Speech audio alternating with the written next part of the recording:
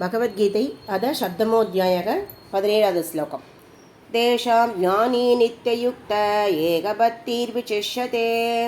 प्रियो हि ज्ञानिनोऽध्यर्थमकं स च मम प्रियः उदारा सर्व एवैते ज्ञानी धावात्मैव मे मतम् आस्थितः स हि युक्तात्मा मामेवानुत्तमां गतिम् बहूनां जन्मनां अन्ते ज्ञानवान् मां प्रपद्यते वासुदेव सर्वमिति स महात्मासु दुर्लभः कामैस्तैस्तैकृतज्ञाना प्रपद्यन्तेऽन्यदेवताः तं तं नियममास्ताय प्रकृत्या नियता स्वया यो यो यां यां तनुं भक्तः श्रद्धयाश्चितुमिच्छति तस्य तस्याचलां श्रद्धां तामेव विदतां यगं स दया श्रद्धया युक्तः तस्याराधनमीहते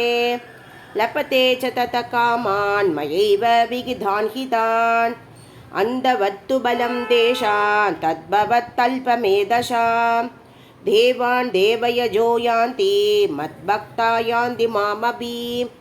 अव्यक्तं व्यक्तिमाभन्नं मन्यन्ते मामबुद्धयः परं भावमाजानन्तो ममाव्ययमनुत्तमं नागं प्रकाश सर्वस्य योगमाया समावृतः मूढोऽयं नापि जानाति लोको मामजमव्ययं वेदागं समधीतानि वर्तमानानि चार्जुन भविष्यानि च भूतानि मां तु वेद न कश्चन इच्छा द्वेषसमुद्रेण द्वन्द्वमोहेन भारत सर्वभूतानि सम्मोहं सर्गे यान्ति परन्तप येषां द्वन्द्वकदं पापं जनानां पुण्यकर्मणां द्वे द्वन्द्वमोहनिर्मुक्ता भजन्ते मां दृढव्रताः जरामरणमोक्षाय मामाश्रित्य यदन्ति ये ते ब्रह्म तद्विदु कृष्णम् अध्यात्मं कर्म चाखिलं साधिभूतादिदैवं मां साधियज्ञं च ये विदुः प्रयाणकालेऽपि च मां ते विदुर्युक्तचेतसः ॐ तत्सदिति श्रीमद्भगवद्गीतासु उपनिषत्सु ब्रह्मविद्यायां योगशास्त्रे श्रीकृष्णार्जुनसंवादे